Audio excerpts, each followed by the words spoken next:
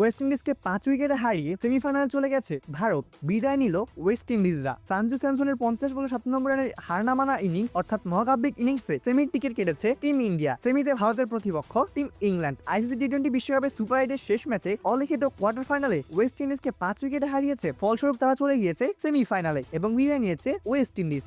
কলকাতার ইডেন গার্ডেন্সে টসে জিতে আগে ওয়েস্ট ইন্ডিজকে ব্যাটিং এ পাঠায় ভারত। এদিন ওপেনিং এ নামেন শাই হোপ এবং রাস্টন চেজ। শুরু থেকে দেখে শুনে খেলেছেন হোপ এবং চেজ। বেশি সাবধানে ছিলেন হোপ। পাওয়ার প্লে 6 ওভারে বিনা উইকেটের ওয়েস্ট ইন্ডিজ তুলে 45 রান। ওপেনিং জুটি থেকে আসে 68। 33 বলে 32 রানের ইনিংস খেলে বিদায় নেন অধিনায়ক শাই হোপ। তাকে বোল্ড করে বিদায় করেছেন বরুণ চক্রবর্তী। তিনি নেমে সিমরন হটমায়ার ঝড় তোলেন। 12 বলে করেন 27 রান।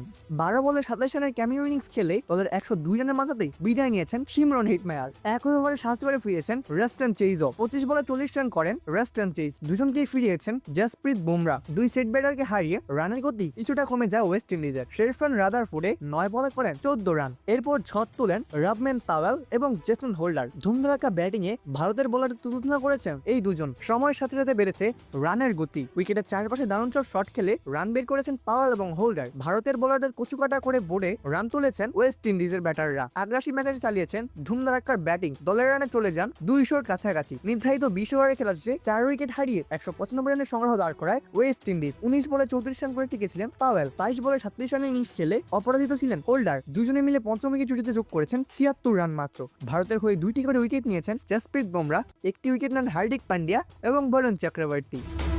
জবাব দিয়ে নেমে ওপেনিং জুটিতে অভিষেক শর্মা এবং সঞ্জু স্যামসনের ব্যাটে ভর করে 29 রান তোলে ভারত। জিম্বাবুয়ে ম্যাচে 50 আঁকিয়ে ফর্মে ফেরার ইঙ্গিত দিলেও উইন্ডিজ ম্যাচে আবারও সেই পুরনো ফর্মে ফিরেছেন অভিষেক। 11 বলে করেন 10 রান। তিনি নামা ঈশান কিষানের ইনিংস ওই দিন লম্বা হয়নি। 6 বলে করেন 10 রান।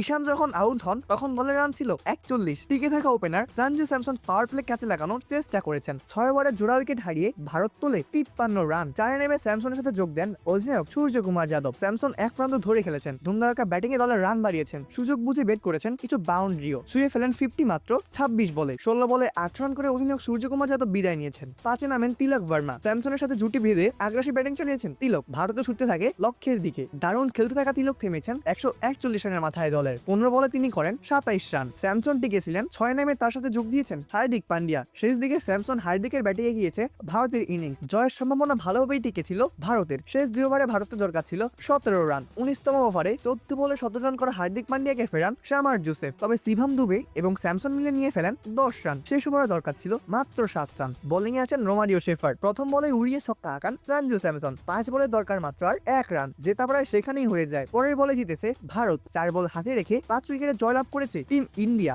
50 বলে 97 রান করে টিকেছিলেন স্যামসন, অর্থাৎ তিনি নিজেকে প্রমাণ করেছেন। ওয়েস্ট ইন্ডিজের হয়ে 2টি করে উইকেট নিয়েছেন জেসন হোল্ডার এবং শামার জোসেফ। 1 উইকেট নিয়েছেন আকিল হোসেন। সুতরাং ইতিমধ্যে চূড়ান্ত হয়ে গিয়েছে বিশ্বকাপের সেমিফাইনালের দলগুলো। অপূর্ব দাস, প্লেবাজ নিউজ।